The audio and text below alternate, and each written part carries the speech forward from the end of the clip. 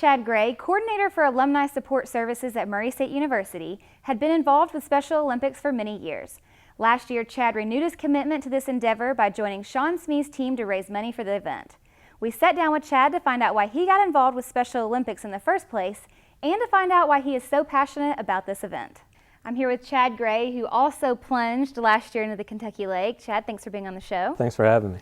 So before we get started, what was it like? I've got to hear your experience. Oh, it was great. You know, Laura Miller, the director here in town, she organizes an event, as you know. So we had a great team with Sean Smee and several others from Murray State, and extremely nervous to begin with. I've never plunged before, but it actually wasn't that bad. And I've heard some other stories. I had a previous student at another school I worked at, and she just plunged in Alaska.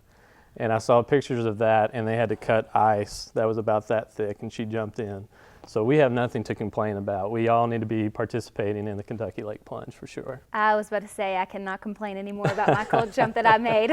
That is ridiculous. Well, what did you wear? A lot of people wore a lot of clothes. Some people wore hardly any. What did you Shorts and a t-shirt. You know, you get the suggestions of less is better. And again, you jump in, you're out in a second. They've got safety people all around you. And you go immediately into a heated tent, which was awesome, and you change and you're on your way. So it's great.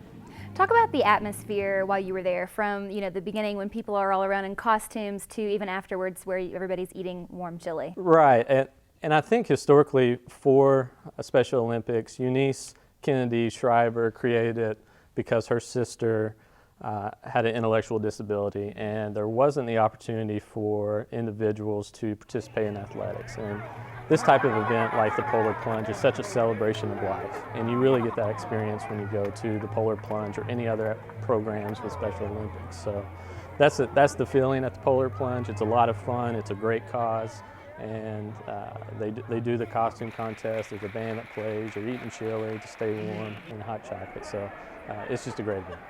So everybody's nervous about the Polar Plunge, and you get there. What was your first reaction to being at the village? Right, it's absolute chaos. Everyone's fired up, everyone's nervous, and you go into the big hall that they're meeting. They're having costume contests. They've got the chili going, the hot cocoa. You're doing registration. They've got DJs up there trying to get the crowd psyched up, which is not hard because, again, the nerves are going. And just a lot of anticipation.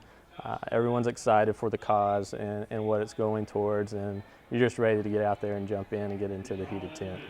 Now, you've got some history with your family and Absolutely. Yourself in Special Olympics. Mm-hmm. Talk about that. Well, my father, in the 70s in Atlanta where I was born, he was the program director for Special Olympics there, so it's always had a strong presence in our house. And like so many kids, you inherit what your parents were passionate about, and it was one of those things for me that I took as well. And my cousin Mickey has been a Special Olympics athlete for over 30 years, and we've seen the amazing positive experiences that he's had and that our family has had with Special Olympics, and it's something that I hope will always be around for individuals like my cousin Mickey. Well, any advice for those who are jumping in this year? Go for it. Absolutely. Just go for it.